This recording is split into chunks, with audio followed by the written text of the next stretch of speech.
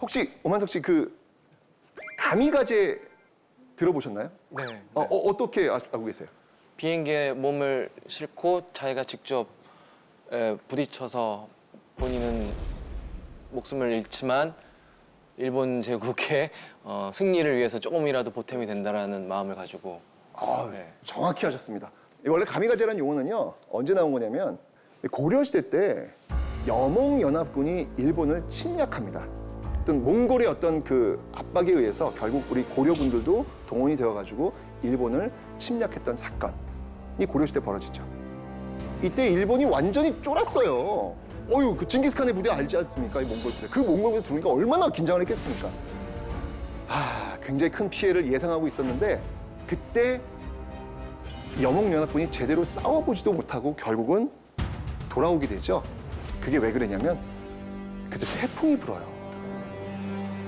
태풍이 불면서 그 배들이 좌충우돌 하면서 그냥 꼬르륵 하면서 결국은 제대로 된 일본 공격을 못하고 결국은 돌아왔던 사건이 벌어집니다. 이때 일본인들이 야, 이 태풍 이건 바로 신이 불어준 바람이다 라고 해서 신풍, 일본 말로 가미가제라고 하는 것이죠. 그 가미가제라는 용어를 또 여기에 쓰고 있습니다. 신이 불어주는 바람에 폭탄을 싣고 날아가서 미군 함에 던지는 모습. 인간 폭격기라는 얘기잖아요. 그죠? 이게 평상시에는 이건 말도 안 되는 인권 유린의 모습이에요. 그죠? 전쟁이니까 이것이 일본 천황을 위해서라면 이 한 목숨 바칠 수 있다라고 하는 그 분위기 속에서 만들어진 모습입니다. 비이성적이고요. 이건 합리적으로 설명될 수 없는 그런 모습들, 그런 것들이 자행되었던 시대가 그 시대예요. 이 사람의 이야기를 한번 들려드리겠습니다. 미쓰야마 후미히로의 이야기입니다. 바로 이 사람이 가미가제로 출격을 하게 됩니다. 그 전날 두려웠던 거 그렇겠죠. 내일이면 이제 모든 나의 삶이 마무리되는 시간이니까 그 전날 잠이 안 왔겠죠. 그래서 그 옆에 식당이 있었어요. 그 식당의 아주머니가 자신의 어머니처럼 이제까지 잘 대해주었던 그런 분이거든요. 고향의 어머니를 그리면서 그 아주머니와 마지막 대화를 나눠야 되겠다. 그러다가 이 미쓰야마 후미히로가 제가 고향의 노래를 한번 부르겠습니다 라는 이야기를 하죠. 最後です。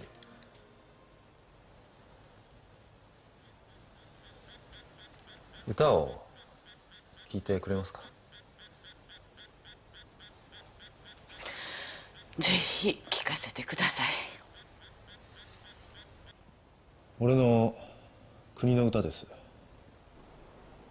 アリランアリランアラリヨアリランアリランアラリヨアリランコゲロノモガンダ나를 버리고 가시는 님은 진리도 못 가서 발병난다.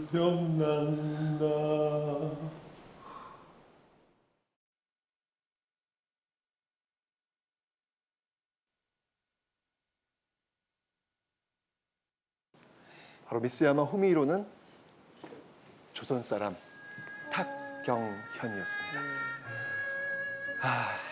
너무 가슴이 아파요. 이 이야기를 듣고 있으면. 여기는 일본 사람들도 깜짝 놀랐다고 합니다. 이 사람이 조선 사람이란 걸 아무도 몰랐대요. 그런데 갑자기 아리랑 이 노래를 불렀을 때 이 사람이 조선 사람이라는 사실을 알게 되었다고 하죠. 조선 사람 탁경현, 이 탁경현이 탄 비행기는 1945년 출격을 합니다. 가고시마 그 지란 기지를 출격했던 이 탁경현의 비행기는 이로부터 1시간 반 그 신호가 끊기게 됩니다. 이렇게 조선 사람들도 바로 이 가미가제에 동원되었던, 아니 자발적으로 갈 수도 있습니다. 왜? 젊은 사람들은 우리는 한국 식민이다 라고 하는 그 부분 속에 녹아 들어간 사람들도 분명히 있을 테니까요. 그런 것들을 앞장서서 이야기했던 지식인들이 또 있었거든요. 바로 이 조선인 가미가제를 통해서 일본 천황을 위해서 한 목숨 바치라고 외쳤던 그런 지식인들도 이 당시에 있었습니다. 여러분들이 잘 알고 있는 서정주 시인이 쓴 바로 이 조선인 가미가제 특공대원의 죽음을 찬미한 오장 마쓰이 송가입니다. 마쓰이 히데오, 그대는 우리의 오장, 우리의 자랑.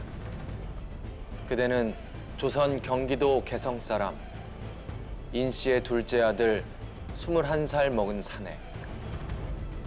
우리의 동포들이 밤과 낮으로 정성껏 만들어 보낸 비행기 한 채에 그대 몸을 실어 날았다간 내리는 곳. 소리 있이 버리는 고운 꽃처럼 오히려 기쁜 몸짓하며 내리는 곳. 조각조각 부서지는 산더미 같은 미국 군함. 한 시대를 살고 있는 그 시대의 아픔에 직면하고 있는 지식인들이 어떤 모습을 보여야 되는지를 우리는 이 시를 통해서 다시 한번 또 생각하게 됩니다. 그 시대는 어쩔 수 없었을까요?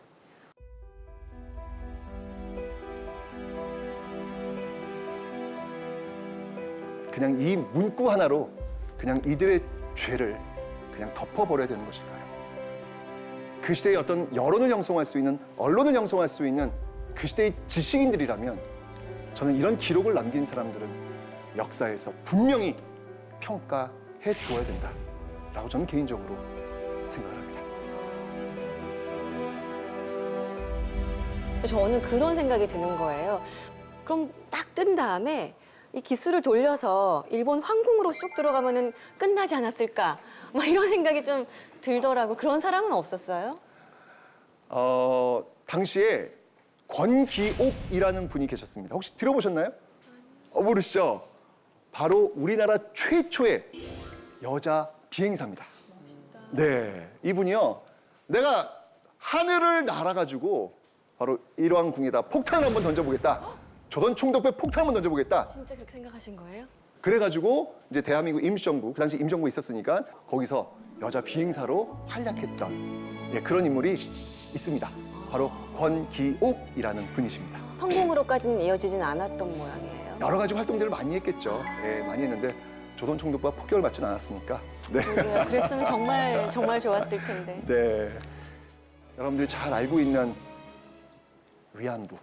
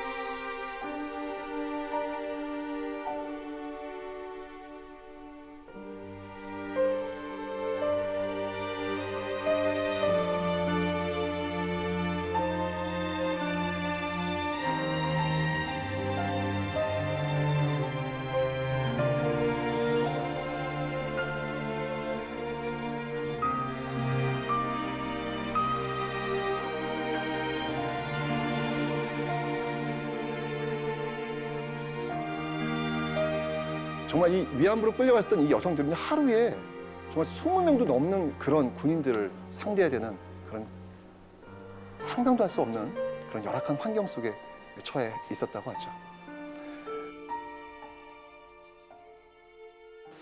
저도 이 딸을 가진 아빠로서 너무 가슴이 아프더라고요. 나의 딸이 저렇게 전쟁이라는 상황 속에서 끌려간다면 나는 어땠을까? 않을까라는 생각이 들어요. 전쟁은요, 이 사회의 어떤 약자들이 가장 험한 곳으로 내몰릴 수 있는 그런 상황이 될 겁니다. 특히 여성들, 특히 그 전쟁의 과정 속에 굉장히 많은 상처를 받을 수밖에 없죠. 그렇기 때문에 우리는 이런 부분들을 더 정확하게 기억해야 된다는 얘기입니다. 왜? 미래를 위해서예요.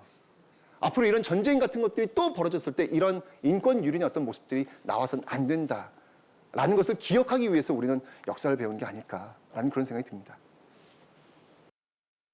위안부는 뭐 그 이전까지만 해도 정신대라는 이름으로 불렸죠. 근데 정신대라는 용어는 잘못된 용어고요. 정신대는 일본을 위해서 일제가 강제로 동원했던 그 단체 총합을 정신대라고 이야기합니다. 이 위안부라는 용어는 지금 우리나라에 쓰고 있고요. 유엔에서는 성노예라는 그 표현으로 지금 쓰고 있습니다. 이뿐만 아니라 바로 이 강제징용의 역사도 있습니다. 국가 총동원입니다. 지금 인정사정 볼 것 없이 다 동원해가지고 전쟁을 수행해야 되는 그런 상황이었죠. 무자비하게 끌고 가는 어떤 그런 모습들이 보여지는데요. 이게 바로 군함도의 모습입니다.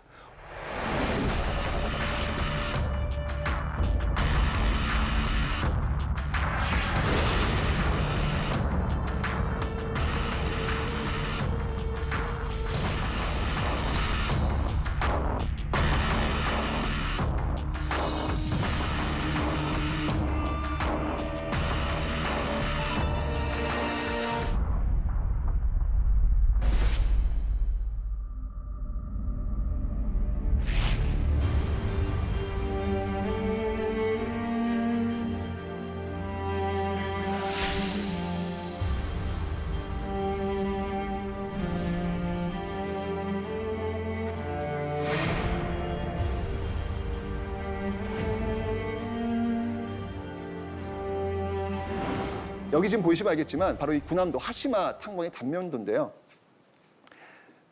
이게 지금 몇 미터 정도로 내려가는지 아세요? 이게 지하 1000m까지 내려가야 됩니다. 지하 1000m 상상이 가세요? 왜냐하면 이게 내려가면 내려갈수록 석탄의 질이 더 좋아요. 더 좋기 때문에 계속 끌면서 내려가는 거예요. 지금 저 각도가 어떻습니까? 거의 지금 45도 더 이상이잖아요. 60도에 60도. 지금 저기까지 밀고 내려가가지고 광물을 좀 채굴해야 되는 그런 상황이죠. 일단 지금 기본적으로 지금 보시면 알겠지만 굉장히 좁아요. 예, 좁기 때문에 거기 이렇게 내려갈 때 60도 되다 보니까 자칫 미끄러지면 굴러 떨어질 수 있잖아요. 그래서 서로 이렇게 고무줄 같은 걸로 끈으로 묶고 서로 내려가는 모습들. 이게 지금 어떤 노동으로 진행되냐면 하루에 12시간씩 2교대로 이게 돌아갑니다. 심지어 어떨 때는요, 8시간씩 하루에 2번씩 16시간 일을 하는 거예요. 할당량을 채우지 못하면 일이 끝나지 않는 그런 상황이죠. 게다가 갱도가 굉장히 좁습니다. 밑으로 내려가면 내려갈수록 좁기 때문에 이 좁은 갱도에 들어갈 수 있는 체구.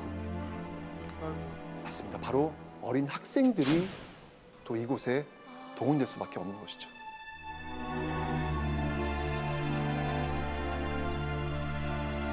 위안부를 통해서 그 어린 소녀들이 또 가고 있는 모습들도 우리는 기억하고 있지만 바로 이 강제징용의 모습을 통해서 어린 학생들이 또 이렇게 동원되는 그런 모습도 여기에 있다는 사실입니다. 이 내부는요, 이미 바닷속으로 들어온 거예요. 그죠? 예, 섬이고 이 주위는 거의 바닷속으로 들어온 거기 때문에 이 바닷물이 계속 들어와요. 그 짠 소금물이 계속 들어오면서 이 피부에 계속 닿을 거 아니에요. 그러니까 피부는 무를 대로 짓무르는 거예요. 그런 상황 속에서 열이 40도가 됩니다. 이 밑으로 내려가면 내려가서 40도. 그 40도 되는 상황 속에서 가스가 장난이 아니죠. 게다가 화장실 잘 돼 있겠습니까? 안 돼 있죠. 그냥 그 분비물 냄새와 그 가스가 엉겨져 있는 그 모습들, 정말 말 그대로 막장. 이곳이 바로 막장이었던 것입니다. 그 땅을 미쓰비시사에서 매입을 했으면 네. 그 땅도 어떻게 보면 거기가 이제 그런 회사인 거잖아요. 네. 그럼 징용이 되었어도 어쨌든 일을 노동을 하면 노동의 대가라는 게 있을 것이고 뭐 네. 그러면 돌아갈 때 여비나 이런 아예 기대할 수 없는 건가요? 회사 차원인데도 불구하고. 분명히 임금이 있습니다. 근데 중요한 건 뭐냐면 일본인과 조선인의 임금 차이가 일단 나고요. 그 임금을 받으면 되는데 이게 이제 예를 들면은 뭐 수건값, 신발값 또는 뭐 잠자는 값 이런 식으로 다 떼는 거예요. 떼니까 결국 남는 게 없는 거예요. 결국 이 노동이 끝났을 때 돌아가야 될 여비조차 마련하지 못하는 그런 참혹한 강제징용의 모습이 나타나게 된 것이죠. 그리고 그 탄광에 끌려간 이 강제징용의 살인은요, 이게 다가 아니에요. 오해하시면 안 됩니다. 이 군함도는 정말 일부분이고요.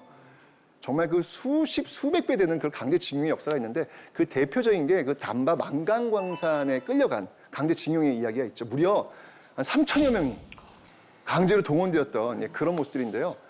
네, 이 망간이라고 하는 게 건전지의 그 재료로 쓰이기도 하고요. 그다음에 이 철 있잖아요. 그 철을 아주 단단하게 만들어주는 어떤 그런 요소가 있기 때문에 굉장히 망간은 중요했죠. 그래서 강제로 동원해가지고 사람들을 그 망간 채굴에 동원했던 그런 모습들이 있는데 진짜 거기도 역시 마찬가지로 앉아서 채굴을 해야 돼. 엎드려가지고 채굴해야 되는 어떤 그런 상황이었거든요.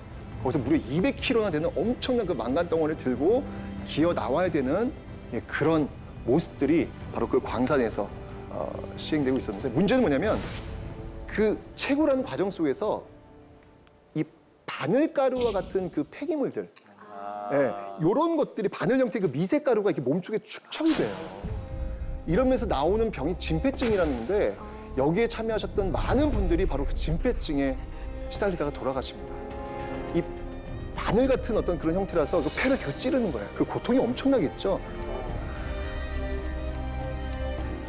이렇게 고생했던 이들에게 제공되었던 음식은 또 과연 어떨까요? 제가 그래서 직접 한번 제가 만들어 봤습니다. 네? 드셔보시라고요. 아, 진짜로요? 네, 일단 한번 보여드리겠습니다. 자, 바로 이 콩깻묵 밥이라는 겁니다. 콩깻묵이 혹시 뭔지 아세요? 아니요. 콩깻묵? 콩기름을 짜고요. 남은 찌꺼기예요. 네. 네, 이거는 비료로 쓰는 겁니다. 여기다가 이제 잡곡을 섞어가지고 만든 밥입니다. 요 두 덩이를 딱 줍니다. 요게 그 식사예요. 하루에요? 예, 요 두 덩이 딱 주면서 이거 버티는 겁니다. 열악한 환경 속에서 먹었던 이 콩깻묵인데 한번 시식을 한번 드셔보시죠. 자, 한번 드셔보시죠. 네, 한번 드셔보세요, 한번. 아.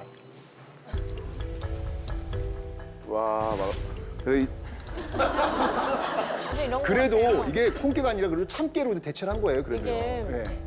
무슨 놀이터 모래에다가 잠깐 떨어뜨린 거 아유 아까워하고 주워 먹는 엄청 그런 맛이에요. 쓰고 뭐 이렇게 모래 씹는 것처럼 뭐가 씹히고 실제 그 당시 그 강제징용 왔던 그런 분들이 드셨던 그런 음식입니다.